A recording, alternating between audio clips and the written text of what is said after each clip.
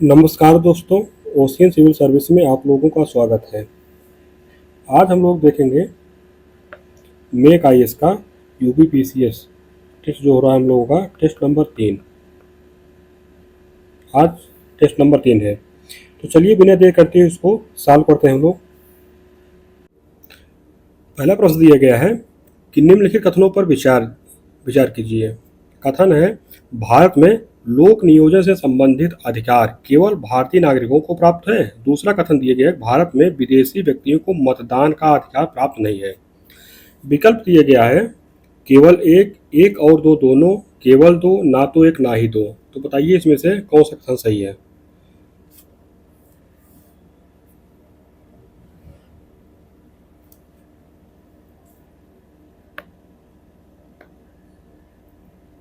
पहला कथन है इसमें कि भारत में लोक नियोजन से संबंधित अधिकार केवल भारतीय नागरिकों को प्राप्त है। तो ये सही गलत, ये हमारा सही है। दूसरा कथन है कि भारत में विदेशी व्यक्तियों को मतदान का अधिकार प्राप्त नहीं है। ये भी हमारा सही है। तुम्हारा दोनों सही है, तुम्हारा विकल्प बन जाएगा बी, एक और दो दोनों। इसमें जो है नागरिक जो होते हैं, यानी कि जो भारत के नागरिक हैं उनको सिविल और राजनीतिक अधिकार प्राप्त है, जबकि जो विदेशी हैं उनको जो है सिविल और नागरिक अधिकार या राजनीतिक अधिकार जो है वो प्राप्त नहीं है। तो विकल्प हमारा बी से हो जाएगा। अगला प्रश्न है कि भारतीय संविधान में नागरिकता संबंधी प्रावधान दिए गए हैं। विकल्प है भाग 1 में, भाग 2 में, भाग 3 में, भाग 4 में। बताइए।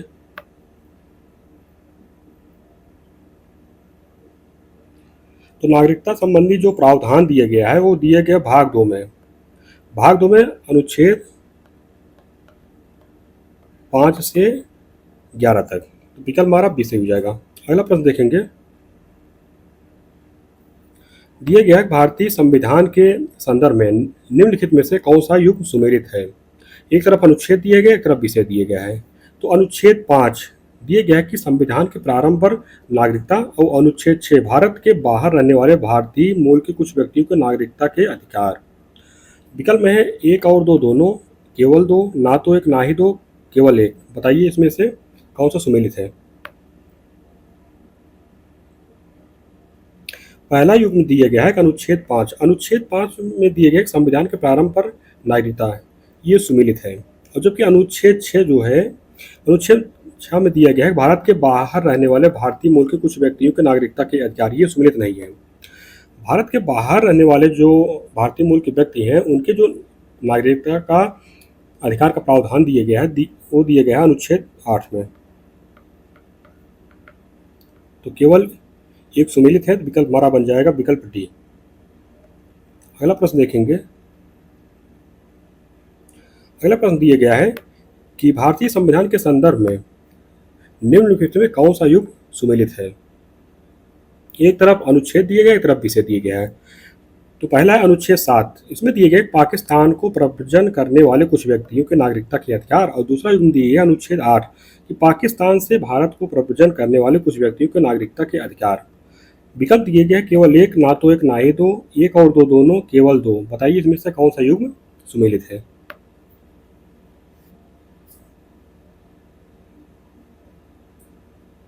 इसमें जो पहला है कि अनुच्छेद 7 कि पाकिस्तान को प्रव्रजन करने वाले कुछ व्यक्तियों के नागरिकता के आधार की, तुम्हारा सुमेलित है।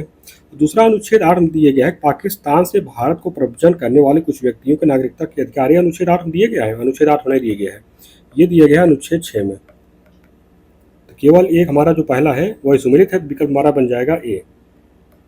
अगला प्रश्न देखेंगे। दिया है कि भारतीय संविधान के निम्नलिखित में से किस अनुच्छेद में नागरिकता के अधिकार का विधि द्वारा विनियमन किए जाने संबंधी प्रावधान दिए गए अनुच्छेद 8, अनुच्छेद 9, अनुच्छेद 10, अनुच्छेद 11। बताइए। तो भारतीय संविधान में जो नागरिकता के अधिकार का विधि द्वारा विनियमन का जो प्रावधान दिया गया अनुच्छेद 11 में दिया गया है। तो विकल्प हमारा जो है डी से हो जाएगा। अनुच्छेद 11 में दिया गया है कि संसद द्वारा जो है नागरिकता के अधिकार का विधि द्वारा विनियमन किया जाना। तो विकल्प हमारा डी से हो जाएगा। अगला प्रश्न देखेंगे। अगला प्रश्न दिया गया है कि निम्नलिखित में से कौन भारत की नागरिकता के अधिकार के विनियमन संबंधी प्राधिकारी है। विकल्प दिया गया है संसद, प्रधानमंत्री, राष्ट्रपति, मुख्य न्यायाधीश। बताइए। इसमें जो नागरिकता के अधिकार के विनियमन संबंधी जो प्राधिकारी है वो है संसद। तो विकल्प हमारा ऐसे ही हो जाएगा। अगला प्रश्न है कि भारतीय संविधान के निम्नलिखित में से कौन से अनुच्छेद में नागरिकता संबंधी उपबंध दिए गए हैं? दिए गए अनुच्छेद 4 से 10, 5 से 11, 6 से 12, 7 से 13, बताइए।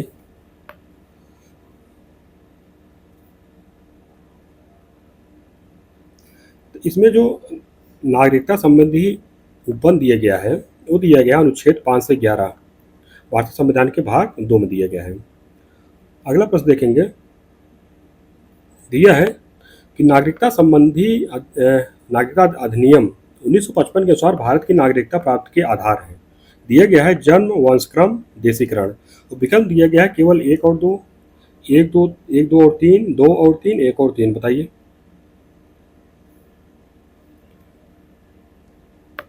तो नागरिकता अधिनियम 1955 के अनुसार जो है, जो नागरिकता के मतलब अर्जित करने की जो शर्तें दी गई उनमें से जन्म से भी प्राप्त किया जा सकता है, वंशक्रम से भी, देशीकरण से भी, इसके अलावा जो है क्षेत्र समाविष्ट के द्वारा भी। जब कोई मतलब देश जो है या फिर क्षेत्र या किसी राज्य का भाग जो है भारत के राज्य क्षेत्र में जो मिलाया जाएगा उससे भी। एक और है पंजीकरण से। तो 5 शर्तें हैं, तो इसमें जो तीनों हैं तुम्हारा विकल्प बन जाएगा बी, 1, 2 और 3। अगला प्रश्न देखेंगे, दिए गया भारत में निम्नलिखित में से कौन सा या से जन्म के आधार पर नागरिकता प्राप्ति के अपवाद है? दिए गया है विदेश के राजनीतिक कर्मचारी के भारत में उत्पन्न होने वाले बच्चे, दूसरा शत्रुओं के अधीन भारत के किसी राज्य क्षेत्र में उत्पन्न होने वाले बच्चे। विकल्प दिए गए हैं केवल एक, ना तो एक ना ही दो, एक और दो दोनों, केवल दो, बताइए इसमें से कौन सही है।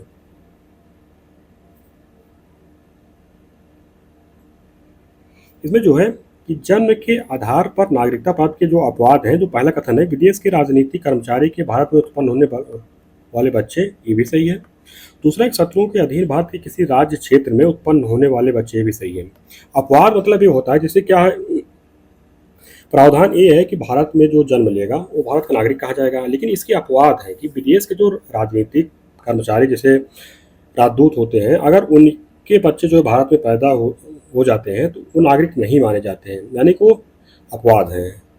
और ऐसे ही कि शत्रुओं के अधीन भारत के किसी राज्य क्षेत्र में उत्पन्न होने वाले बच्चे, इनको भी नागरिकता नहीं मिलेगी, तो ये भी अपवाद है। तो दोनों अपवाद हैं, विकल्प हमारा सी बन जाएगा, एक और दो दोनों। अगला प्रश्न है कि नागरिकता अधिनियम 1955 के अनुसार भारत की नागरिकता प्राप्ति के आधार है। दिए गए पंजीकरण से, देशीकरण से, क्षेत्र समाविष्ट है। ये क्वेश्चन अभी पीछे ही आया था, तो इसका विकल्प जो हो जाएगा 1, 2 और 3 सही है, तो विकल्प हमारा बी बन जाएगा। इसके अलावा भी कुछ आधार जैसे पंजीकरण तो हो ही गया, देशीकरण हो गया, क्षेत्र समाविष्ट हो गया, और जन्म के आधार पर और वंशक्रम के आधार पर। तो बी विकल्प हमारा सही है, 1, 2 और 3। अगला प्रश्न दिया गया है कि निम्नलिखित से कौन पंजीकरण के आधार पर भारतीय नागरिकता प्राप्त कर सकता है? विकल्प दिए कि भारत के नागरिक के नाबालिग बच्चे, दूसरा एक वह व्यक्ति जिसने भारतीय नागरिक से विवाह किया हो, तीसरा एक भारतीय नागरिकों की पत्नियां, चौथा उपर्युक्त सभी, बताइए।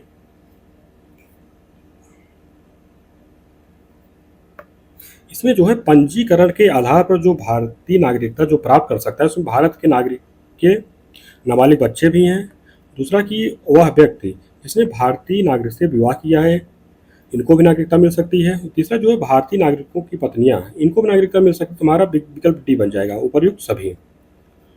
अगला प्रश्न देखते हैं, दिए गए वह व्यक्ति जिसने भारतीय नागरिक से विवाह किया हो और वह नागरिकता पंजीकरण के लिए आवेदन पत्र देने से पूर्व कितने वर्ष भारत में रहना होगा?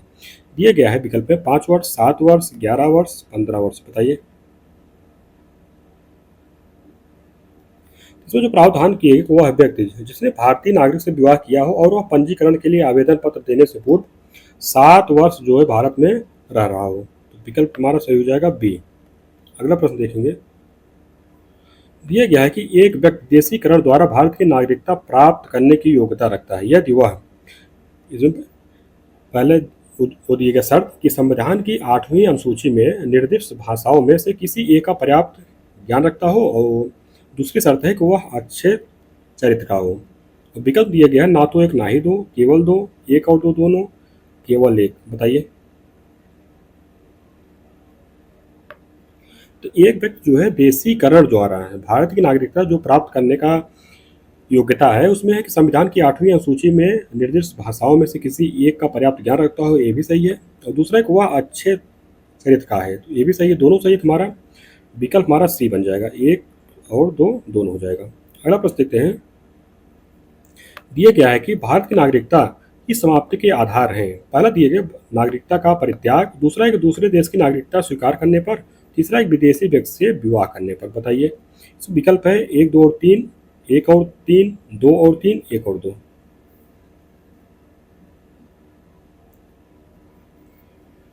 इसमें जो है नागरिकता की समाप्ति के जो आधार हैं जो भारत में व्यवस्था है कि नागरिकता का परित्याग करने पर, और दूसरा एक दूसरे देश की नागरिकता स्वीकार करने पर। एक और दो दो सही है। और जो तीसरा दिया है कि विदेशी व्यक्ति से विवाह करने पर, ये नहीं प्रावधान है। तो हमारा विकल्प कौन सा बन रहा है? विकल्प हमारा डी बन रहा है। अगला प्रश्न है कि नागरिकता संशोधन अधिनियम 2019 के अनुसार अधिनियम में दिए देश के किन किन समुदाय को विशेष छूट प्रदान की गई है? दिए गए सिख, जैन, मुस्लिम। विकल्प में है एक और दो, एक, दो और तीन, दो और तीन, एक और तीन। बताइए।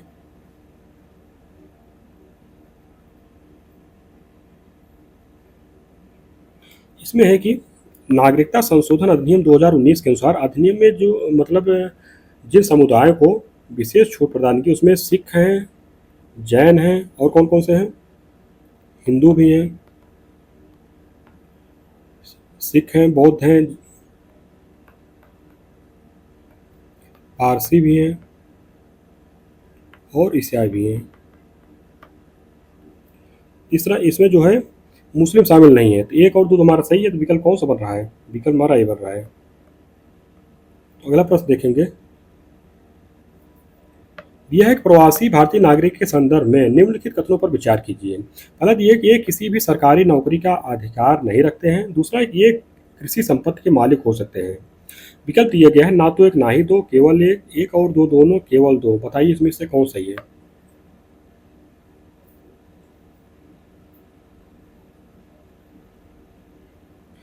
तो जो इसमें जो है प्रवासी भारतीय नागरिक के संदर्भ में जो कथन है कि ये किसी भी सरकारी नौकरी का अधिकार नहीं रखते, ये तुम्हारा सही है। दूसरा और दूसरा कथन दिया कि ये कृषि संपत्ति के मालिक हो सकते हैं, ये कृषि संपत्ति के मालिक नहीं हो सकते हैं। तो केवल एक हमारा सही है। तो विकल्प हमारा बन जाएगा विकल्प बी। अगला प्रश्न देखेंगे। दिए कि निम्नलिखित में किस वाद में संविधान की मूल संरचना का सिद्धांत दिया गया था? विकल्प दिए गए गोलकनाथ बनाम पंजाब राज 1967, शंकरी प्रसाद बनाम भारत संघ 1951, सज्जन सिंह बनाम राजस्थान राज 1965, केशवानंद भारती बनाम केरल राज 1973। बताइए कौन सही है?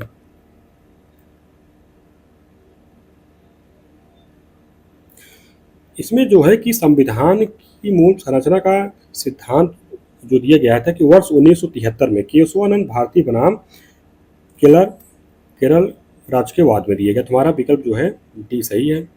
इसमें क्या था कि इसमें 1973 में ही केशवानंद भारती बनाम केरल राज्य का वाद आया था। इसमें जो है सर्वोच्च न्यायालय की 13 न्यायाधीशों की पीठ थी। कितने न्यायाधीश थे इसमें? 13 न्यायाधीश थे। 13 न्यायाधीशों की पीठ ने अपने संवैधानिक मतलब जो उन्होंने दिया था उनके द्वारा कहा गया था संविधान संशोधन के अधिकार पर एकमात्र प्रतिबंध यह है कि इसके माध्यम से जो है संविधान के मूल ढांचे को नहीं बदला जा सकता है, यानी कि उसको क्षति नहीं पहुंचाई जा सकती है। तो विकल्प हमारा डी सही हो जाएगा। अगला प्रश्न देखेंगे। दिए गए भारतीय संविधान की मूल रचना में सम्मिलित है। पहला दिया गया है कि इसमें संविधान का धर्मनिरपेक्ष चरित्र, संसदीय प्रणाली, संविधान की सर्वोच्चता, एक कल्याणकारी राज्य की स्थापना का जनादेश। विकल्प दिया गया है एक, दो और तीन, दो, तीन, चार, एक, तीन, चार, एक, दो, तीन, चार। बताइए इसमें कौन सही है?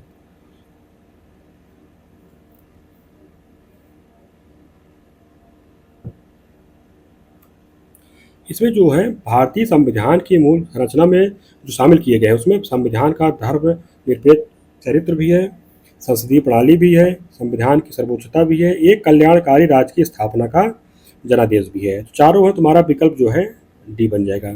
ये जो प्रावधान किया गया था ये केशवानंद भारती बनाम भारत संघ के वाद में 1973 में, अगला प्रश्न देखते हैं। दिए गया किस मामले में सर्वोच्च न्यायालय ने माना कि संसद अनुच्छेद 368 के तहत मौलिक अधिकारों सहित संविधान के किसी भी हिस्से में संशोधन कर सकती है। इसमें दिए गए है जो विकल्प में सेंट स्टीफेंस कॉलेज बनाम दिल्ली विश्वविद्यालय 1992, केशवानंद भारती मामला 1973, मेनका गांधी बनाम भारत संघ मामला 1978, उन्नी कृष्णन बनाम आंध्र प्रदेश राज्य 1993। बताइए।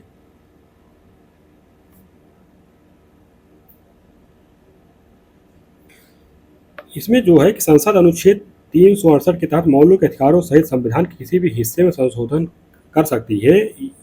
ये जो मतलब हुआ था केशवानंद भारती मामला था 1973 में। इसमें बताया गया था कि जो संसद है मौलिक अधिकारों सहित संविधान के किसी भी भाग में संशोधन कर सकती है, लेकिन मूल ढांचे को छोड़ करके। तो विकल्प हमारा भी सही है।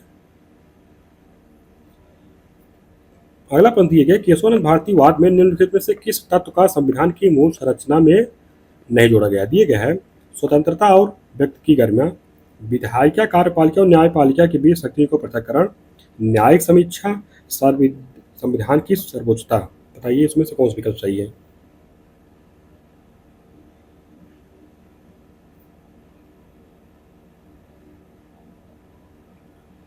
तो इसमें जो है जो प्रावधान किए गए केशवानंद भारती वाद में निम्नलिखित से किस तत्व को संविधान की मूल संरचना में नहीं जोड़ा गया है। तो इसमें जो है न्यायिक समीक्षा को नहीं जोड़ा गया है।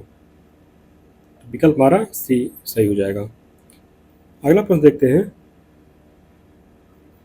दिए गया कि निम्नलिखित में से किस वाद के द्वारा कल्याणकारी राज्य अवधारणा को भारतीय संविधान की मूल संरचना में सम्मिलित किया गया था। विकल्प दिए गए हैं मिनर्वा मिल्स मामला 1980, भीम सिंह जी मामला 1981, इंदिरा साहनी केस 1992, केशवानंद भारती मामला 1973। बताइए इसमें कौन सा विकल्प सही है।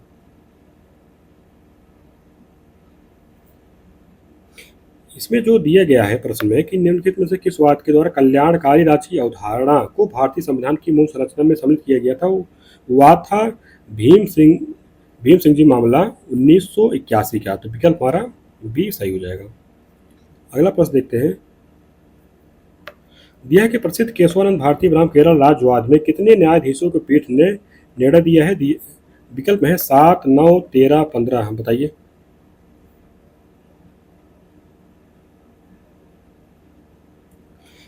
इसमें क्या है केशवानंद भारती बनाम केरल राज्य 1973 मामले में संविधान की आधारभूत संरचना का जो है सिद्धांत दिया गया था। इसमें जो है कितने न्यायाधीश थे। इसमें 13 न्यायाधीश थे और जो उसका निर्णय आया था 7 और 6 के अनुपात में दिए गए थे। मतलब एक निर्णय की तरफ 7 लोग थे, मतलब 7 न्यायाधीश थे और एक तरफ 6 न्यायाधीश थे।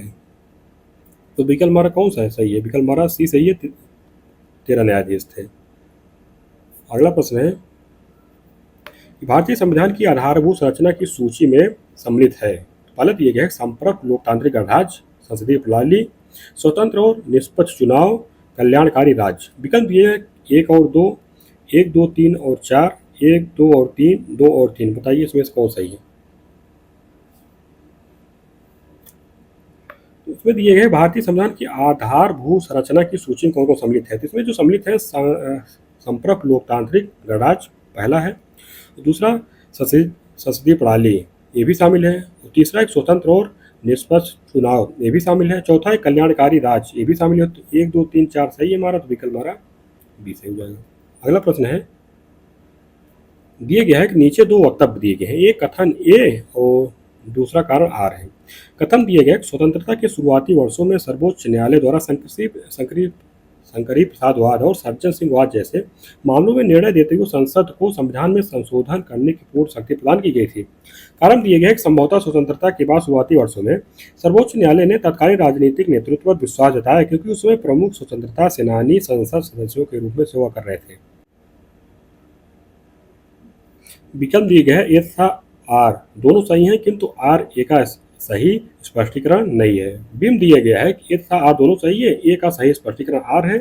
तीसरे में दिए गए ए असत्य है किंतु आर सत्य है और ए सत्य है किंतु आर असत्य है। बताइए इसमें से क्या सही है। इसमें जो कथन है ना, कथन है स्वतंत्रता के शुरुआती वर्षों में सर्वोच्च न्यायालय द्वारा शंकरी प्रसाद वाद और सज्जन सिंह वाद जैसे मामलों में निर्णय देते हुए संसद को संविधान में संशोधन करने की पूर्ण शक्ति प्रदान की गई थी। कथन सही है। कारण एक संभवतः स्वतंत्रता के बाद शुरुआती वर्षों में सर्वोच्च न्यायालय ने तत्कालीन राजनीतिक नेतृत्व पर विश्वास जताया, क्योंकि उस समय प्रमुख स्वतंत्रता सेनानी संसद सदस्यों के रूप में सेवा कर रहे थे। तो कारण सही है और कारण जो है कथन की व्याख्या कर रहा है। तो विकल्प कौन सही हो जाएगा? विकल्प हमारा सही हो जाएगा बी। अगला प्रश्न देखते हैं। दिया है कि निम्नलिखित में से किस वाद ने संसद को 24वां संवैधानिक संशोधन अधिनियम बनाने के लिए प्रेरित किया था? दिए गए विकल्प में गोलकनाथ मामला, मिनर्वा मिर्च मामला, केशवानंद भारती केस, शंकरी प्रसाद मामला। बताइए इसमें से कौन सा विकल्प सही है?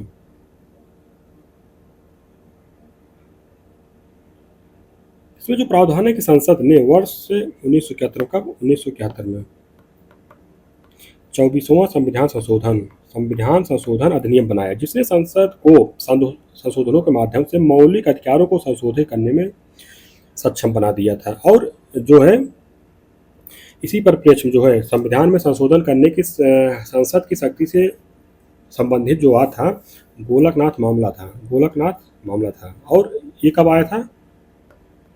1967 में आया था। तो विकल्प हमारा कौन सही हो जाएगा? विकल्प हमारा ये सही हो जाएगा। यानी कि जब गोलकनाथ मामला आया था तो इसी को पलटने के लिए संसद द्वारा जो है 1971 में 24वां संविधान संशोधन लाया गया था। तो विकल्प हमारा सही हो जाएगा। अगला प्रश्न देखते हैं। दिया है कि भारतीय संविधान के किस भाग में मौलिक अधिकारों का उल्लेख किया गया है? दिए गए भाग 2, भाग 3, भाग 4, भाग 4 का बताइए। इसमें जो है मौलिक अधिकारों जो उल्लेख किया गया है वो भाग 3 में किए गए। भाग 3 में जो है अनुच्छेद 12 से 35 तक। विकल्प हमारा भी सही हो जाएगा। अगला प्रश्न है।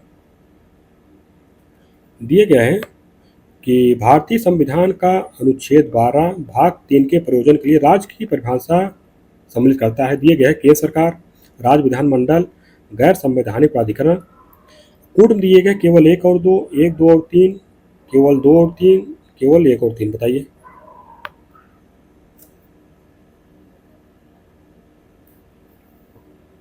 तो इसमें जो है कि भाग 3 में जो है मूल अधिकार दिए गए हैं और अनुच्छेद 12 जो है भाग 3 के प्रयोजन के लिए राज्य की परिभाषा देता है। इसमें जो है केंद्र सरकार भी शामिल है, राज्य विधानमंडल शामिल है और गैर संवैधानिक जो प्राधिकरण है जिनको अधिनियम के माध्यम से बनाया गया है वो भी शामिल है इसमें। तुम्हारा 1, 2 और 3 सही, विकल्प हमारा बी सही हो जाएगा।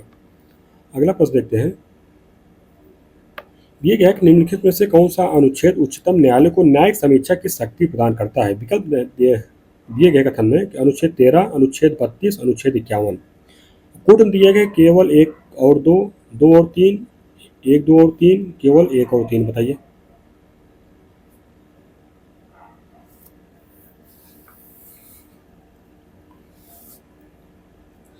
इसमें जो है कि जो प्रश्न दिए गए कौन सा अनुच्छेद उच्चतम न्यायालय को न्यायिक समीक्षा की शक्ति प्रदान करता है, वो अनुच्छेद 13, अनुच्छेद 32 है। अनुच्छेद 13 में दिया गया है कि मूल अधिकारों से असंगत या उनका अल्पीकरण करने वाली विधियां जो है वो शून्य हो जाएंगी।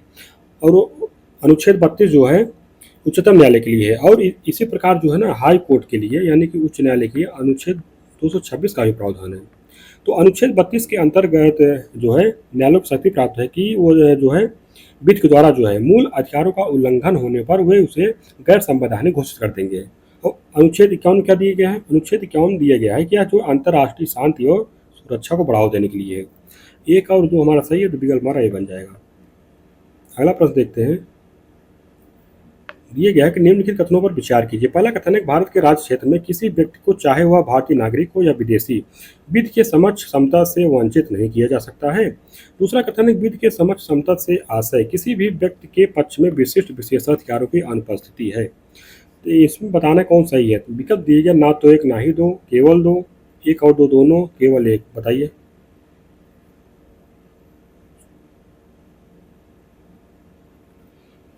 पहला जो कथन दिया गया है कि भारत के राज्य क्षेत्र के किसी व्यक्ति को चाहे वह भारतीय नागरिक हो विदेशी विधि के समक्ष समता से वंचित नहीं किया जा सकता है, तो पहला कथन सही है। दूसरा विधि के समक्ष समता से आशय किसी भी व्यक्ति के पक्ष में विशिष्ट विशेषाधिकार को अनुपस्थिति है, ये भी सही है। दोनों सही है। तुम्हारा विकल्प जो है बन जाएगा सी। और ये जो प्रावधान किए गए हैं अनुच्छेद किसमें किया गया? अनुच्छेद 14 में किया गया है मूल अधिकार में। विकल्प हमारा सी हो जाएगा। अगला प्रश्न है। दिए गया है कि निम्नलिखित में से किस किन आधारों पर भारतीय संविधान राज्य के द्वारा विभेद का प्रतिषेध करता है। दिए गया है मूल वंश, जन्म स्थान, नागरिकता। कुटुम्ब दिए गए एक और दो, एक और तीन, एक दो और तीन, दो और तीन। बताइए इसमें से कौन सही है।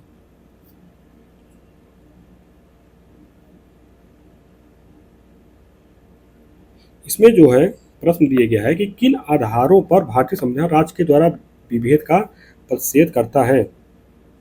इसमें जो है मूल वंश के आधार पर है, जन्म स्थान के आधार पर है, और धर्म के आधार पर ही भी है, जात के आधार पर है, और लिंग के आधार पर है। ये यानी 5 आधार पर जो है विभेद का प्रतिषेध करता है, नागरिकता के आधार पर नहीं करता है।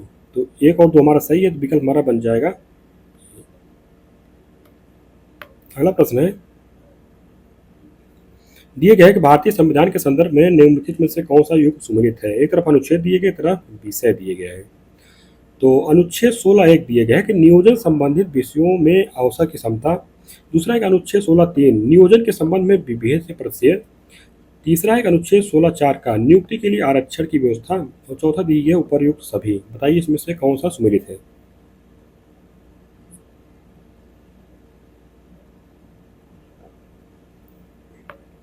इसमें जो पहला दिया गया है अनुच्छेद 16(1) नियोजन संबंधित विषयों में अवसर की समता, ये तुम्हारा सुमेलित है, पहला हमारा सुमेलित है। दूसरा दिया गया अनुच्छेद 16(3) नियोजन के संबंध में विभेद से प्रतिषेध। तो 16(3) क्या दिया गया है। 16(3) दिया गया है कि इसमें क्या है कि संसद को कोई ऐसी विधि बनाने से निवारित नहीं करेगी जो किसी राज्य या संघ है राज्य क्षेत्र की सरकार, यानी कि कुल मिलाकर क्या दिया गया है इसमें जो है कमजोर वर्ग और महिलाओं से संबंधित जो है आरक्षण का प्रावधान दिया गया, तो ये हमारा सुमेलित नहीं है। चौथा एक अनुच्छेद 16(4) का, इसमें है नियुक्ति के लिए आरक्षण की व्यवस्था, क्या सुमेलित है। ये हमारा ये भी नहीं सुमेलित है। अनुच्छेद 16(4) कम दिए गए अनुसूचित जातियों अनुसूचित जनजातियों के पक्ष में जिनका प्रतिनिधित्व जो है राज्य के राय में मतलब उतना नहीं है, और उनको जो है आरक्षण की व्यवस्था की गई है। ये हमारा सुमेलित नहीं है। तुम्हारा केवल एक जो है ये वाला सुमेलित है, हमारा विकल्प जो है ये सही हो जाएगा। अगला प्रश्न देखते हैं, दिया गया है कि निम्नलिखित कथनों पर विचार कीजिए। पहला, भारत के संविधान का अनुच्छेद 18 अस्पृश्यता के अंत से संबंधित है। और दूसरा कथन दिया गया है अस्पृश्यता शब्द को संविधान में परिभाषित नहीं किया गया है। तो बताना है उसमें कौन सही है। विकल्प है केवल एक, केवल दो, ना तो एक ना ही दो, एक और दो दोनों। बताइए इसमें से कौन सही है।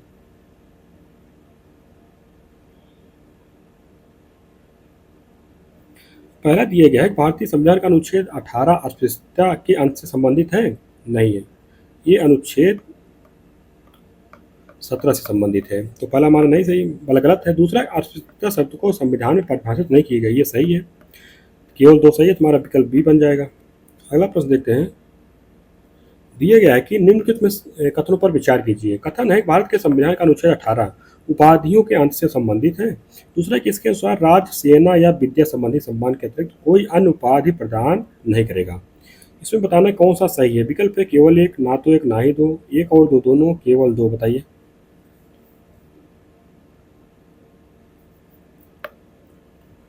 भारत के संविधान का अनुच्छेद जो 18 है उपाधियों के अंत से संबंधित है, तो पहला कथन हमारा सही है। दूसरा है कि इसके अनुसार राज्य, सेना या विद्या संबंधी सम्मान के अतिरिक्त कोई अन्य उपाधि प्रदान नहीं करेगा, ये भी हमारा सही है, दोनों सही है, विकल्प हमारा सी बन जाएगा, एक और दो दोनों। अगला प्रश्न देखते हैं, दिया है कि भारतीय संविधान द्वारा प्रदत्त वाक स्वतंत्रता के अधिकार के संदर्भ में निम्नलिखित कथनों पर विचार कीजिए। इसमें पहला कथन दिया गया है कि इसके अंतर्गत मूलतः 6 मूल अधिकार थे। और दूसरा कथन है कि संपत्ति के क्रय, अधिग्रहण और विक्रय के अधिकार को 22वें में संविधान संशोधन अधिनियम के माध्यम से समाप्त कर दिया गया था। इसमें बताना कौन सा सही है। विकल्प है केवल एक, एक और दो दोनों, केवल दो, ना तो एक ना ही दो। बताइए इसमें से कौन सही है।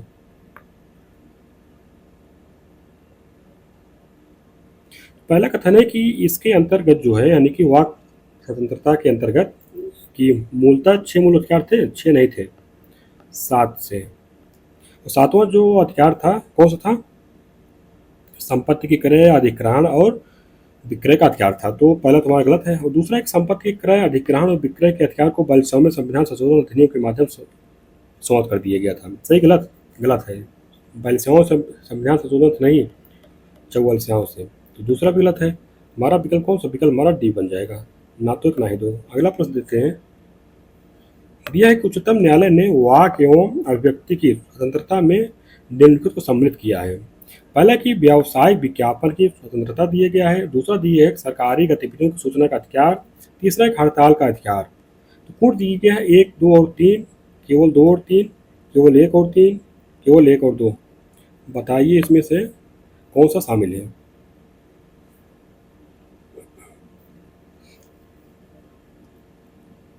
तो इसमें क्या है, उच्चतम न्यायालय ने वाक एवं अभिव्यक्ति की स्वतंत्रता में किसको शामिल किया गया?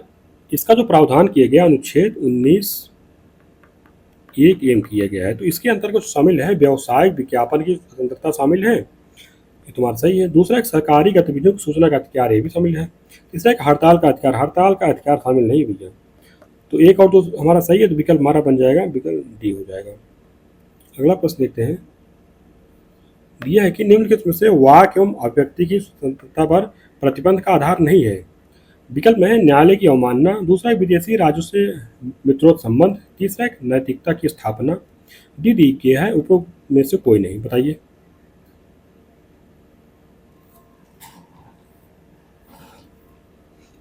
वाक एवं अभिव्यक्ति की स्वतंत्रता पर प्रतिबंध का जो आधार है न्यायालय की अवमानना है। दूसरा है कि विदेशी राज्यों से मित्रोत संबंध, ये भी है। और तीसरा जो है नैतिकता की स्थापना, ये भी है। यानी कि इसमें से मतलब ऐसा कोई आधार नहीं है जो कि नहीं है, तीनों आधार हैं। तो विकल्प हमारा डी से हो जाएगा, उपरोक्त में से कोई नहीं। अगला प्रश्न देखते हैं। दिया है निम्नलिखित कथनों पर विचार कीजिए। पहला कथन दिया कि भारतीय संविधान का अनुच्छेद 19 एक जी भारत के प्रत्येक नागरिक को उसकी इच्छा के अनुसार व्यवसाय आदि करने की स्वतंत्रता प्रदान करता है। दूसरा है कि राज्य का अधिकार है कि वह विशेष प्रकार के व्यवसाय के लिए तकनीकी ज्ञान या प्रशिक्षण की अर्हता निश्चित कर सकता है। इसमें बताना कौन सही है। विकल्प है एक और दो दोनों, केवल दो, ना तो एक ना ही दो, केवल एक। बताइए।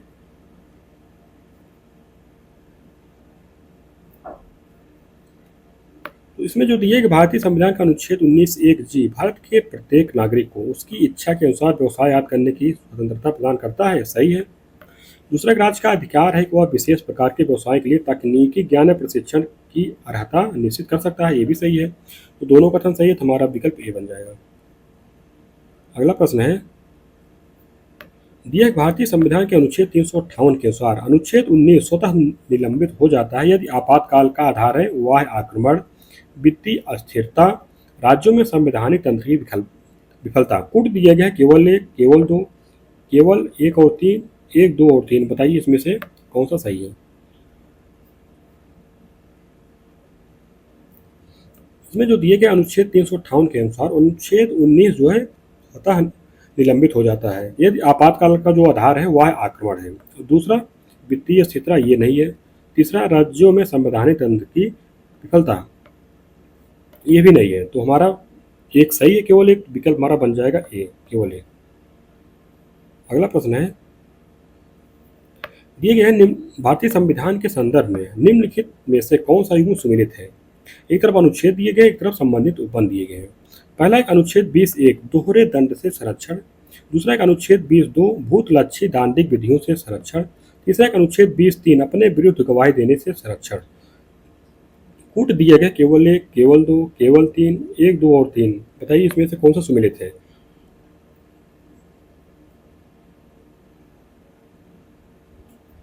इसमें जो पहला दिया गया है कि अनुच्छेद 20 एक में क्या व्यवस्था दी गई।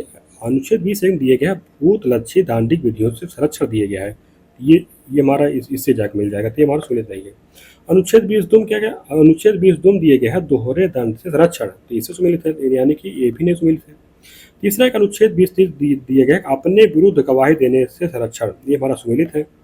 केवल तीन हमारा सुमेलित है, हमारा विकल्प बन जाएगा सी। अगला प्रश्न देखते हैं। दिया गया है कि निम्नलिखित कथनों पर विचार कीजिए। कथन है भारतीय संविधान के अनुच्छेद 21 के तहत प्रावधान किया गया है किसी व्यक्ति को उसके प्राण व दैहिक स्वतंत्रता से विधि द्वारा स्थापित प्रक्रिया के अनुसार ही वंचित किया जाएगा, अन्यथा नहीं। दूसरा कथन है भारत का उच्चतम न्यायालय व्यक्तियों को प्राण और दैहिक स्वतंत्रता से वंचित करने वाली विधियों की संवैधानिकता पर विचार कर नहीं सकता है। इसमें बताना है कौन सा सही है। विकल्प है केवल एक, एक और दो दोनों, केवल दो, ना तो एक ना ही दो। बताइए इसमें से कौन सा सही है।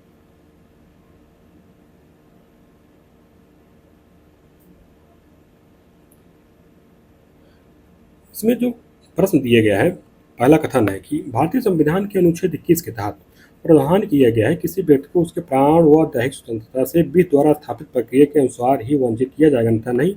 पहला कथन हमारा सही है। दूसरा है कि भारत का उच्चतम न्यायालय व्यक्तियों को प्राण और दैहिक स्वतंत्रता से वंचित करने वाली विधियों की संवैधानिकता पर विचार कर नहीं सकता है। ये हमारा गलत है, विचार कर सकता है। और ये जो किस वाद में आया था, ये आया था मेनका गांधी, मेनका गांधी वर्सेज भारत संघ में आया था। भारत संघ 1918 के बाद में फैसला आया था। इस पर जो है सर्वोच्च न्यायालय विचार कर सकता है। तो केवल एक हमारा सही है, पहला वाला कथन। तो विकल्प हमारा ये बन जाएगा।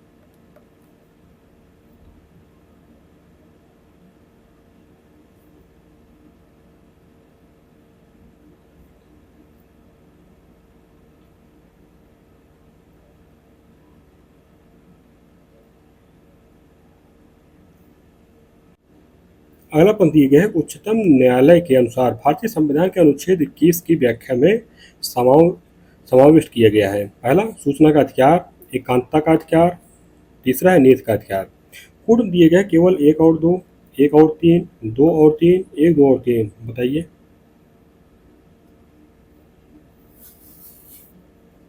इसमें जो उच्चतम न्यायालय के द्वारा या अनुसार भारतीय संविधान के अनुच्छेद 21 की व्याख्या में जो शामिल किए गए हैं, सूचना का अधिकार है, एकांतता का अधिकार है, नीति का अधिकार है, यानी कि तीनों को शामिल किया है। विकल्प हमारा डी बन जाएगा, एक दो और तीन। अगला प्रश्न है, निम्नलिखित में से किस संविधान संशोधन अधिनियम के माध्यम से अनुच्छेद 359 में संशोधन करके यह व्यवस्था की गई है कि अनुच्छेद 20 और 21 द्वारा प्रदत्त अधिकारों को राष्ट्रपति के आदेश द्वारा भी निलंबित नहीं किया जा सकेगा। विकल्प दिया गया है 42वें, 44वें, 91, 86वें। बताइए कौन सा सही है।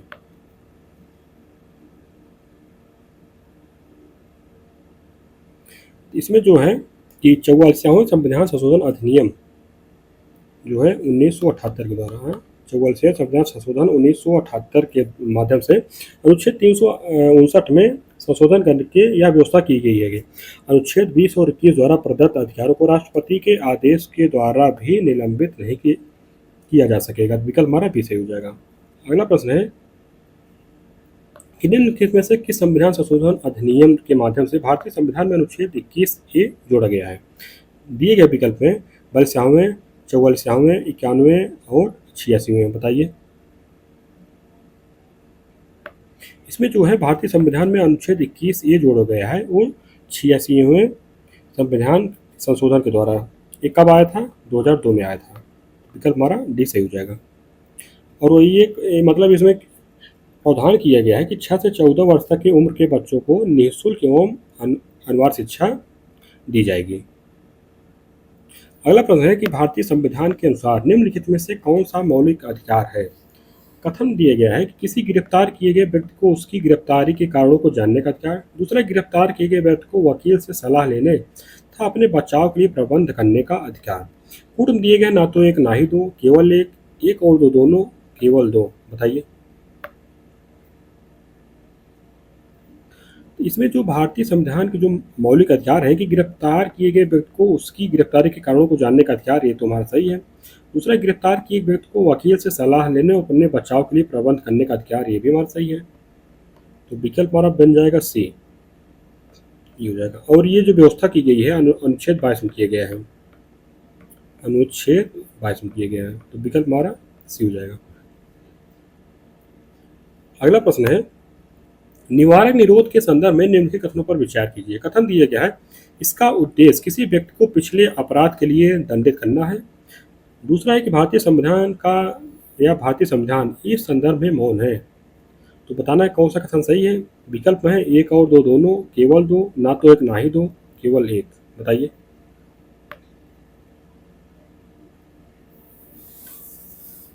इसमें जो व्यवस्था की गई है निवारक निरोध के संदर्भ में, इसमें है कि कि मतलब इसका उद्देश्य किसी व्यक्ति को पिछले अपराध के लिए दंडित करना नहीं, बल्कि उसे निकट भविष्य में अपराध करने से रोकना है। तो पहला कथन तुम्हारा गलत है। दूसरा, एक भारतीय संविधान इस संदर्भ में मौन है। मौन है इसमें? नहीं, मौन नहीं है। इसमें व्यवस्था की गई है कि जो है अनुच्छेद 22 में की गई है इसकी व्यवस्था। तो विकल्प हमारा सी बन जाएगा, ना तो एक ना ही दो। अगला प्रश्न देखेंगे। दिए गया है कि भारतीय संविधान के अनुच्छेद 23 के संदर्भ में निम्नलिखित कथनों पर विचार कीजिए। इसमें दिए गए कि यह अनुच्छेद मानव दुरुपयोग अर्थात पुरुष, महिला एवं बच्चों की खरीद, बिक्री और उनके अनैतिक दुरुपयोग को प्रतिबंधित करता है। दूसरा ये कि यह अनुच्छेद राज्य को सार्वजनिक उद्देश्यों के लिए सार्वजनिक सेवा या श्रम योजना लागू करने से प्रतिबंधित करता है। इसमें बताना कौन सा सही है। विकल्प है केवल एक, ना तो एक ना ही दो, एक और दो दोनों, केवल दो। बताइए इसमें से कौन सा कथन सही है। इसमें जो पहला है कि यह अनुच्छेद 23 दिया गया है कि मानव दुर्व्यापार अर्थात पुरुष, महिला एवं बच्चों की खरीद बिक्री और उनके अनैतिक दुरुपयोग को प्रतिबंधित करता है, सही है। दूसरा क्या है, अनुच्छेद राज्य को सार्वजनिक उद्देश्यों के लिए सार्वजनिक सेवा या श्रम योजना लागू करने के लिए प्रतिबंधित करता है, प्रतिबंधित नहीं करता है। ये राज्य इसकी व्यवस्था कर सकता है, वो किसी से जो है सार्वजनिक सेवा के लिए उससे जो है श्रम ले सकता है। तो पहला कथन हमारा सही है, तो विकल्प बन जाएगा कौन सा, ये बन जाएगा। अगला प्रश्न है कि भारतीय संविधान का अनुच्छेद 24 किसी फैक्ट्री, खान अथवा अन्य परिसंकटमय गतिविधियों में कितने वर्ष से कम आयु के बच्चों के नियोजन का प्रतिषेध करता है। विकल्प है 14, 15, 16, 17। बताइए इसमें से कौन सही है।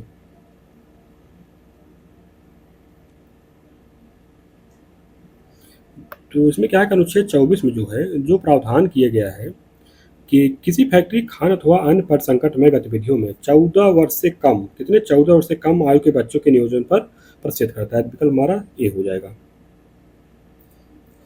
अगला प्रश्न है कि भारतीय संविधान धार्मिक स्वतंत्रता के अंतर्गत अधिकार प्रदान करता है। दिया गया है किसी धर्म के अनुसार आचरण करने का, बलात् धर्म परिवर्तन का, किसी धर्म का प्रचार करने का। विकल्प दिए गए यानी कूट दिए गए हैं 1, 2 और 3, केवल 1 और 3, 2 और 3, 1 और 2। बताइए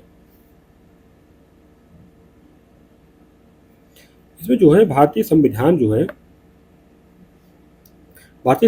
है धार्मिक स्वतंत्रता के अंतर्गत जो अधिकार प्रदान करता है अनुच्छेद 25 के अंतर्गत। इसमें जो है किसी धर्म के अनुसार आचरण करने का, ये सही है। दूसरा है कि बलात् धर्म परिवर्तन का, ये गलत है। तीसरा है किसी धर्म का प्रचार करने का, ये भी हमारा सही है। 1 और 3 सही है, तो हमारा विकल्प बन जाएगा बी। अगला प्रश्न देखते हैं। दिए कि निम्नलिखित में से किस आधार पर भारतीय संविधान द्वारा प्रदत्त किसी व्यक्ति का धार्मिक स्वतंत्रता का अधिकार प्रतिबंधित किया जा सकता है। विकल्प है लोक व्यवस्था, नैतिकता, स्वास्थ्य, उपयुक्त सभी। बताइए इसमें से कौन सही है।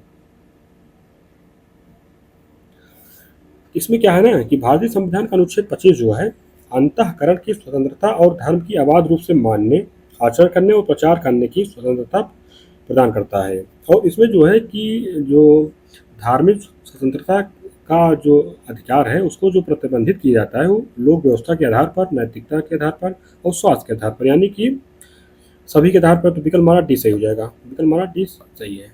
अगला प्रश्न है भारतीय संविधान के अनुच्छेद 28 के संदर्भ में निम्नलिखित कथनों पर विचार कीजिए। कथन है कि इसके अनुसार राज्य से पूर्णतः पोषित किसी शिक्षा संस्था में कोई धार्मिक शिक्षा नहीं दी जाएगी। दूसरा कथन है कि इसके अनुसार राज्य से मान्यता प्राप्त शिक्षा संस्था में दी जाने वाली धार्मिक शिक्षा में भाग लेने के लिए किसी व्यक्ति को बाध्य नहीं किया जा सकता है। इसमें बताना कौन सा सही है। विकल्प है ना तो एक ना ही दो, केवल दो, एक और दो, दोनों, केवल एक। बताइए। तो भारतीय संविधान के अनुच्छेद 28 में जो व्यवस्था दी गई है कि इसके अनुसार राज्य निश्चित पूर्णता पोषित किसी शिक्षा संस्था में कोई धार्मिक शिक्षा नहीं दी जाएगी। पहला कथन हमारा सही है। दूसरा है कि इसके अनुसार राज्य से मान्यता प्राप्त शिक्षा संस्था में दी जाने वाली धार्मिक शिक्षा में भाग लेने के लिए किसी व्यक्ति को बाध्य नहीं किया जा सकता है। तो ये भी कथन सही है। तो दोनों कथन सही है, तुम्हारा विकल्प बन जाएगा सी, 1 और 2 दोनों। अगले प्रश्न दिए गए भारतीय संविधान के अनुच्छेद 30 के अंतर्गत अल्पसंख्यक में सम्मिलित है। पहला दिए गए केवल भाषाई अल्पसंख्यक, दूसरा दिए है केवल धार्मिक अल्पसंख्यक। विकल्प है ना तो एक ना ही दो, केवल दो, केवल एक, एक और दो दोनों। बताइए इसमें से कौन सही है। तो भारतीय संविधान के अनुच्छेद 30 में जो अल्पसंख्यक की परिभाषा दी गई है, यानी जो शर्तें हैं उसमें है केवल भाषाई अल्पसंख्यक और दूसरा केवल धार्मिक अल्पसंख्यक। तो एक और दो दोनों सही है, तुम्हारा विकल्प बन जाएगा डी। अगला प्रश्न है, निम्नलिखित में से किस अनुच्छेद को संविधान की आत्मा कहा जाता है? दिए गया अनुच्छेद 31, अनुच्छेद 32, अनुच्छेद 33, अनुच्छेद 34, बताइए।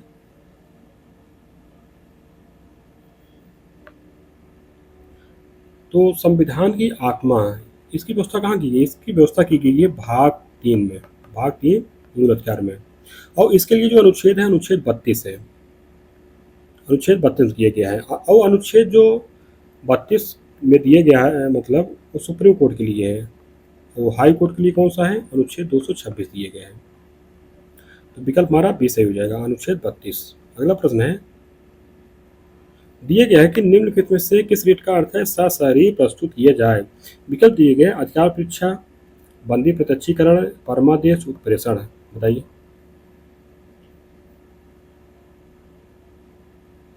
तो सशरीर प्रस्तुत किया जाए, इसका जो होता है मतलब इसका जो अर्थ होता है कि बंदी प्रत्यक्षीकरण। इसमें जो है एक और है, इसका जो लैटिन नाम है हाइबियस कार्पस है। तो ये हमारा विकल्प जो है बी से हो जाएगा। अगला प्रश्न है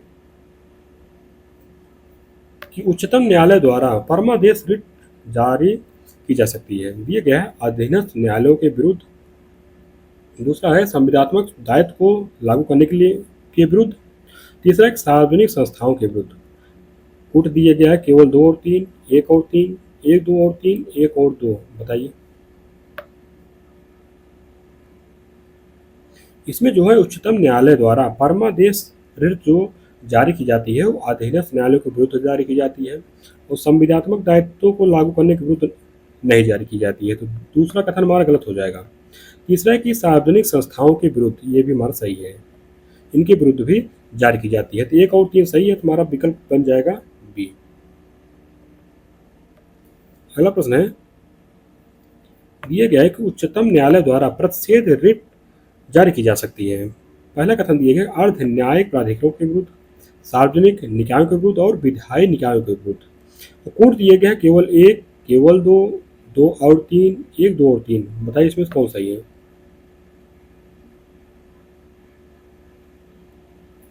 उच्चतम न्यायालय द्वारा जो प्रतिषेध रिट जारी की जाती है वो किसके लिए? वो जो है न्यायिक एवं अर्ध न्यायिक प्राधिकरणों के विरुद्ध ही जारी की जाती है। तो हमारा पहला तो सही हो जाएगा। दूसरा है कि सार्वजनिक निकायों के विरुद्ध, मतलब इनके विरुद्ध नहीं जारी किया जाता है। और तीसरा है विधायी निकायों के विरुद्ध, इनके विरुद्ध भी नहीं जारी किया जाता है। तो जो है विकल्प हमारा कौन सही हो जाएगा? विकल्प हमारा ए सही हो जाएगा, केवल एक। अगला प्रश्न है, निम्नलिखित में से किस रीट का अर्थ है प्रमाणित होना या सूचना देना? विकल्प दिए गए अधिकार परीक्षा, प्रतिषेध, परमादेश, उत्प्रेषण, बताइए।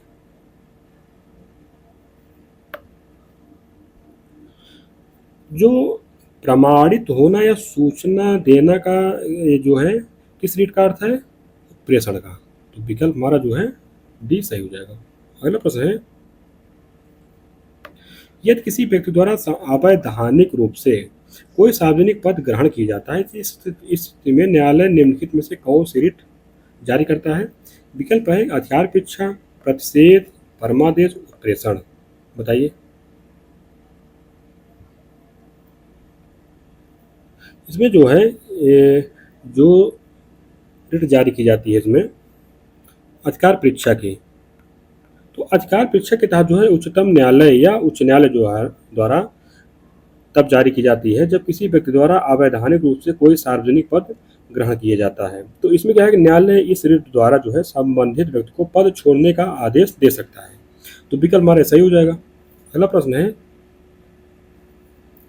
कि निम्नलिखित कथनों पर विचार कीजिए। पहला कथन है कि अनुच्छेद 33 भारतीय संविधान के भाग 3 का अपवाद है। दूसरा का अनुच्छेद 33 के अंतर्गत संसद एवं राज्य विधान मंडल दोनों को विधि बनाने की शक्ति दी गई है। इसमें बताना है कौन सा कथन सही है। विकल्प है केवल 1, केवल 2, ना तो 1 ना ही 2, 1 और 2 दोनों, बताइए।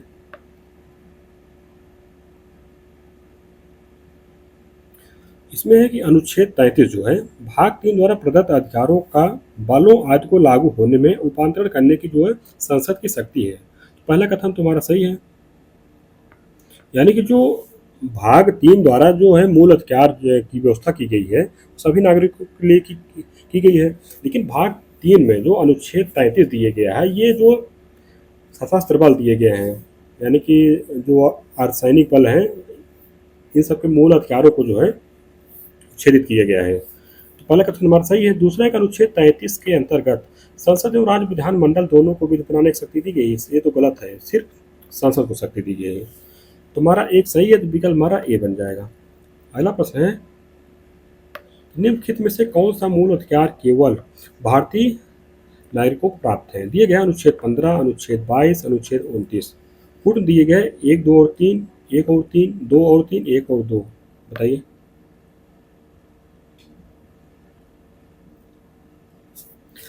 इसमें जो है कि मूल अधिकार केवल भारतीय नागरिकों को प्राप्त हैं। कौन कौन से अनुच्छेद हैं मूल अधिकार में? तो अनुच्छेद में जैसे 15 है, 16 है, 19 है, 29 है और 30 है। 5 अनुच्छेद है। तो इसमें जो है अनुच्छेद 15 आता है, अनुच्छेद 29 आता है, अनुच्छेद 22 नहीं आता है। तो 1 और 3 हमारा सही है, तो विकल्प हमारा बी बन जाएगा। अगला प्रश्न देखते हैं। दिए गए कि निम्नलिखित में से कौन सा मूल अधिकार भारतीय नागरिकों एवं विदेशियों दोनों को प्राप्त है? दिए गया है अनुच्छेद 14, अनुच्छेद 23, अनुच्छेद 30। पूर्ण दिए गए 1 और 2, 1 और 3, केवल 2, केवल 2 और 3। बताइए।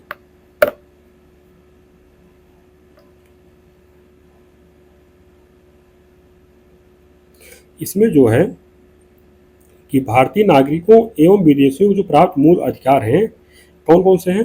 अनुच्छेद 14 है, अनुच्छेद 20 है, अनुच्छेद 21 है, अनुच्छेद 22 है, 23 है, 24 है, 25 है, 26 है, 27 है, 28 है। तो इसमें से कौन कौन? अनुच्छेद 24 है और अनुच्छेद 23 है, अनुच्छेद 30 नहीं है। तो 1 और 2 हमारा सही है, तो विकल्प हमारा बन जाएगा ए। अगला प्रश्न है कि भारतीय संविधान के संदर्भ में निम्नलिखित में से कौन सा युग्म सुनित नहीं है? एक तरफ अनुच्छेद दिए गए, तरफ विषय दिए गए हैं। इसमें दिए गए अनुच्छेद 14 विधि के समझ समता। दूसरा का अनुच्छेद 23 कारखानों आदि में बालकों के नियोजन का प्रतिषेध। तीसरा का अनुच्छेद 26 धार्मिक कार्यों के प्रबंध की स्वतंत्रता। और अनुच्छेद 20 दी है अपराधों के लिए दोष सिद्ध के संबंध में संरक्षण। तो हमें बताना है कि कौन सा सुमिलित नहीं है। बताइए।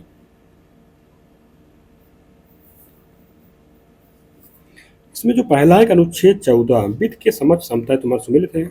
दूसरा एक अनुच्छेद 23 कारखानों आदि में बालकों के नियोजन का प्रतिषेध। सही गलत हमारा, ये हमारा सुमिलित नहीं है। अनुच्छेद ये दिए गए अनुच्छेद 24 में। अनुच्छेद 23 क्या दिए गए हैं? अनुच्छेद 23 में दिए गए हैं कि मानव दुर्व्यापार और बलात् श्रम का प्रतिषेध दिए गए हैं। तीसरा एक अनुच्छेद 26 धार्मिक कार्यों के प्रबंध की स्वतंत्रता, ये भी हमारा सुमिलित है। चौथा एक अनुच्छेद 20 अपराधों के लिए दोषित के संबंध में संरक्षण, ये भी हमारा सुमिलित है। तो हमारा विकल्प जो है बी हो जाएगा। अगला प्रश्न है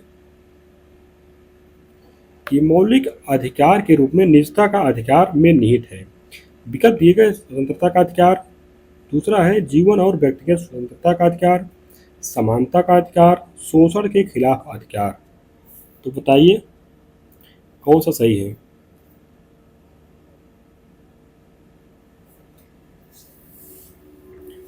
इसमें जो है कि मौलिक अधिकार के रूप में निजता का अधिकार में क्या निहित है? जीवन और व्यक्तिगत स्वतंत्रता का अधिकार जो है निहित है। विकल्प हमारा बी सही हो जाएगा। ये है अनुच्छेद 21 में इसका जो है प्रावधान दिया गया है, अनुच्छेद 21। अगला प्रश्न है कि निम्नलिखित कथनों पर विचार कीजिए। कथन दिए गए मौलिक अधिकार निरंकुश या असीमित होते हैं। दूसरा, एक सरकार मौलिक अधिकारों पर किसी भी प्रकार का प्रतिबंध नहीं लगा सकती है। बताना है कौन सही है। विकल्प है केवल एक, ना तो एक ना ही दो, एक और दो दोनों, केवल दो। बताइए।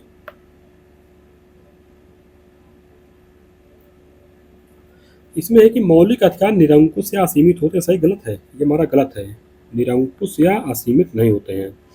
सरकार द्वारा जो है इन पर औचित्य पूर्ण जो है प्रतिबंध लगाया जा सकता है। दूसरा, एक सरकार जो है मौलिक अधिकारों पर किसी भी प्रकार का प्रतिबंध नहीं लगा सकती, ये भी गलत है। लगा सकती है, तो दोनों गलत है। तो हमारा विकल्प बन जाएगा कौन सा? बी, ना तो एक ना ही दो। अगला प्रश्न है कि भारतीय संविधान द्वारा प्रदत्त समता के अधिकार में सम्मिलित है। दिए गए अनुच्छेद 17, अनुच्छेद 18, अनुच्छेद 19, अनुच्छेद 20। बताइए कौन सही है।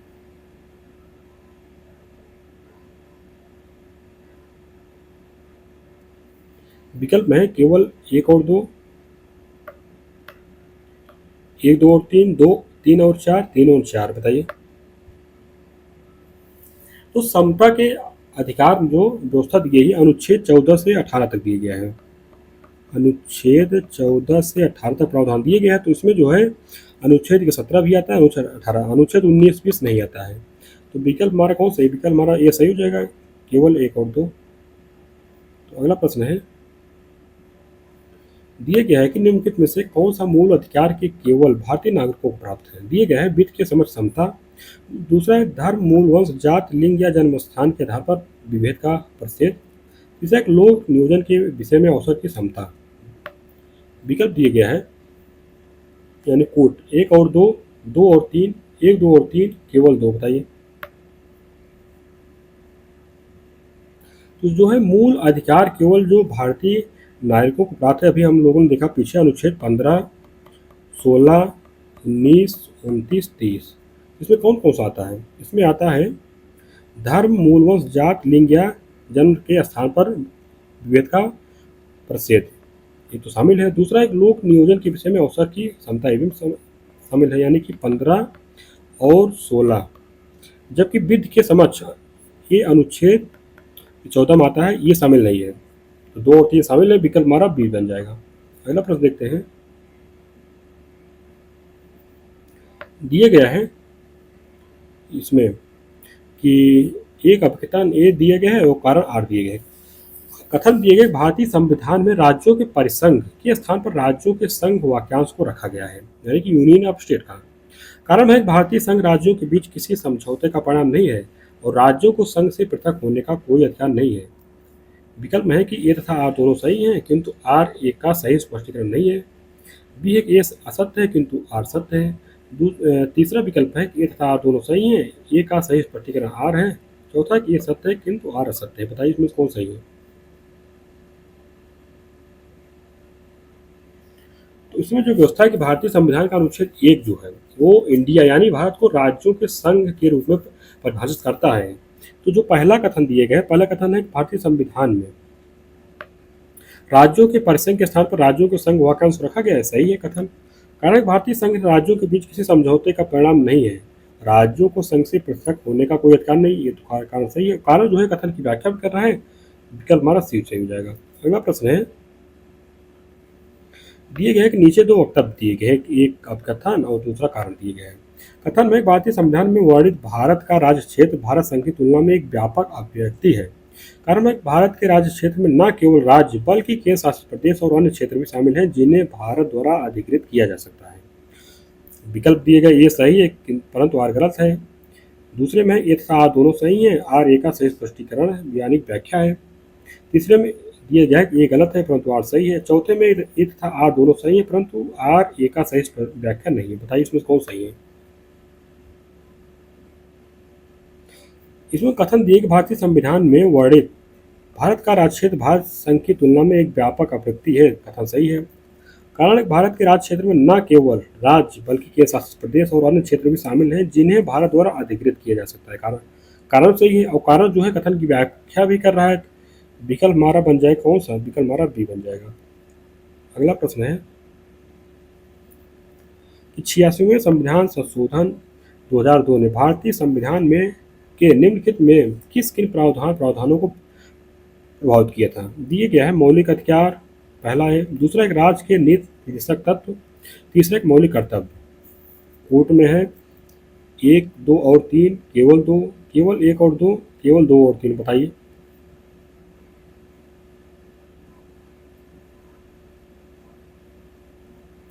इसमें जो दिए गया है कि 86वें संविधान संशोधन 2002 भारतीय संविधान के निम्नलिखित में से किस किन प्रावधानों को प्रभावित किया था। तो पहला जो इसमें दिया गया है प्रावधान मौलिक अधिकार, इसको प्रभावित किया था। दूसरा है राज्य के नीति निर्देशक तत्व, इसको किया था। और तीसरा है मौलिक कर्तव्य। तो हमारा तीनों सही है, तो विकल्प हमारा बन जाएगा ए। इसमें क्या था, मौलिक अधिकार। मौलिक अधिकार में जो दिए गया है अनुच्छेद अनुच्छेद किसमें दिए गया, अनुच्छेद 21 ए में, ये हो गया। और डीपीएसपी में दिए गया है अनुच्छेद 45 में इसका प्रावधान दिया गया है, तो इसको भी प्रभावित किया था। और मौलिक कर्तव्य में है 51 कम दिया गया है। इस तरह जो है जो तीनों प्रावधान है, ये तीनों प्रावधानों को प्रभावित किया था। तो विकल्प हमारा ए बन जाएगा, 1, 2 और 3। अगला प्रश्न है कि निम्नलिखित में से कौन सा परिसीमन आयोग के कार्य है। पहला कथन दिए गया है इसमें कि निर्वाचन क्षेत्रों की संख्या और सीमाओं का इस प्रकार निर्धारण करना, और दूसरा एक अनुसूचित जातियों अनुसूचित जनजातियों के लिए आरक्षित सीटों की पहचान करना। कूट में है कि 1 और 2 दोनों, केवल 2, ना तो 1 ना ही 2, केवल 1। बताइए।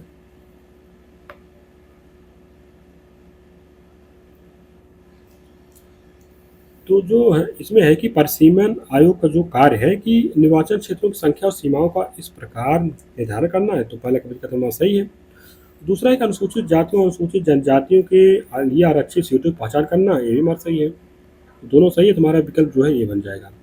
इसमें है कि परिसीमन आयोग क्या है, यह भारत के राष्ट्रपति द्वारा नियुक्त एक उच्च शक्ति निकाय है। इसका जो आदेश होता है ये न्यायिक समीक्षा से परे होता है, तो विकल्प हमारा सही है। तो अगला प्रश्न देखते हैं। ये एक निम्नलिखित राज्यों को उनके गठन के अनुसार कालक्रम में व्यवस्थित कीजिए। दिए गए छत्तीसगढ़, उत्तराखंड, झारखंड, तेलंगाना। कुल दिए गए 1, 2, 3, 4, 1, 3, 2, 4, 2, 3, 1, 4, 2, 1, 3, 4। तो इसको जो है व्यवस्थित कीजिए। तो व्यवस्थित करने के क्रम में हम लोग देखते हैं कि मतलब किसका गठन कब हुआ था। छत्तीसगढ़ का जो हुआ था 1 नवंबर सन 2000 को, उत्तराखंड 9 नवंबर सन 2000 को, झारखंड 15 नवंबर 2000, तेलंगाना 2 जून 2014। इस तरह कौन सा बन रहा है हमारा, 1, 2, 3, 4 बन रहा है, विकल्प हमारा ऐसा ही हो जाएगा। अगला प्रश्न है कि 35वां संविधान संशोधन अधिनियम 1974 के संदर्भ में निम्न कथनों पर विचार कीजिए। कथन है कि इसकी प्रभावी होने के बाद सिक्किम को भारतीय संघ का पूर्ण राज्य बना दिया गया। दूसरा दिया गया कि इस संशोधन के माध्यम से संविधान की पहली व चौथी अनुसूची को संशोधन कर नया अनुच्छेद 371 जोड़ा गया। इसमें बताना है कौन सा सही है। विकल्प दिए है केवल 2, 1 और 2 दोनों, ना तो 1 ना ही 2, केवल 1। बताइए।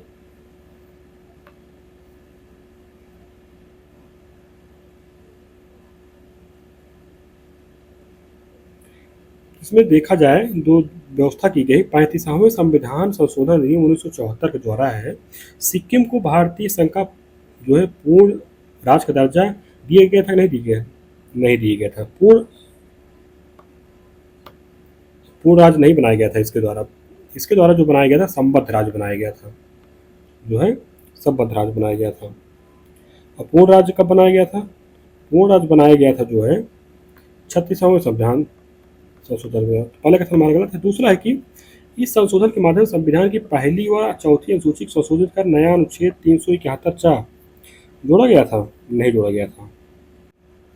371 जो जोड़ा गया था वो जोड़ा गया था 36वें संविधान संशोधन 1975 के द्वारा किया गया है। तो दूसरा भी हमारा गलत है, दोनों गलत है, तो हमारा विकल्प सी हो जाएगा, ना तो 1 ना ही 2। अगला प्रश्न है दिए गए निम्नलिखित कथनों पर विचार कीजिए। कथन में है कि भारत में राज्यों के पुनर्गठन में प्रशासनिक, सांस्कृतिक, आर्थिक और राजनीतिक कारकों को संतुलित करना शामिल है। दूसरा कथन है भारत का पहला भाषाई राज्य आंध्र प्रदेश 1953 में मद्रास से अलग करके बनाया गया था। बताना कौन सही है। विकल्प है केवल 1, ना तो 1 ना ही 2, केवल 2, 1 और 2 दोनों। बताइए।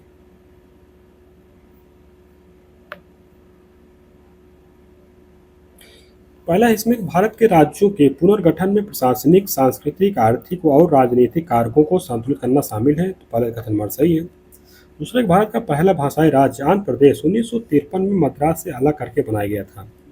दूसरा कथन हमारा सही है, दोनों कथन हमारा सही है, तो विकल्प हमारा डी सही हो जाएगा। अगला प्रश्न है कि नीचे 2 वक्तव्य दिए गए हैं, एक कथन दिए गए हैं और दूसरा कारण दिया गया है। कथन में है कि तुलनात्मक रूप से छोटी प्रशासनिक इकाइयां बेहतर लोकतांत्रिक शासन सुनिश्चित करती हैं। कारण दिए गए छोटी प्रशासन इकाइयों में नीति निर्माताओं में स्थानीय आवश्यकताओं के बारे में अधिक जागरूकता होती है। कूट दिए गए ए तथा आर दोनों सही हैं किंतु आर ए का सही स्पष्टीकरण नहीं है। दूसरा एक ए सत्य है और किंतु आर सत्य है। सी दी गई है ए तथा आर दोनों सही हैं, ए का सही स्पष्टीकरण आर है। डी दी है ए सत्य है किंतु आर असत्य है। बताइए कौन सही इसमें?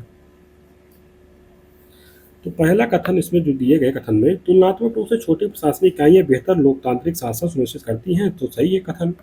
कारण छोटी प्रशासनिक इकाइयों में निहित निर्माताओं में स्थानीय आवश्यकताओं के बारे में अधिक जागरूकता होती है, कारण सही है। तो वो कारण जो है कथन की सही व्याख्या कर रहा है, तो यानी कि स्पष्टीकरण है, तो सी हमारा सही हो जाएगा।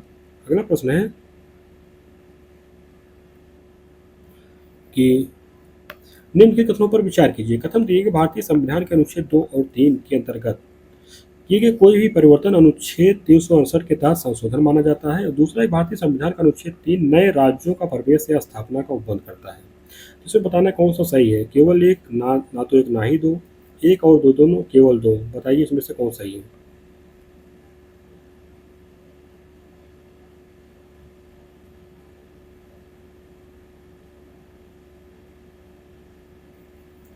पहला कथन है कि भारतीय संविधान के अनुच्छेद 2 और 3 के अंतर्गत किए गए कोई भी परिवर्तन अनुच्छेद 368 के तहत संशोधन माना जाता है? नहीं माना जाता है। तो पहला कथन जो हमारा गलत हो जाएगा। दूसरा है कि भारतीय संविधान का अनुच्छेद 3 नए राज्यों का प्रवेश या स्थापना का उपबंध करता है। सही गलत है?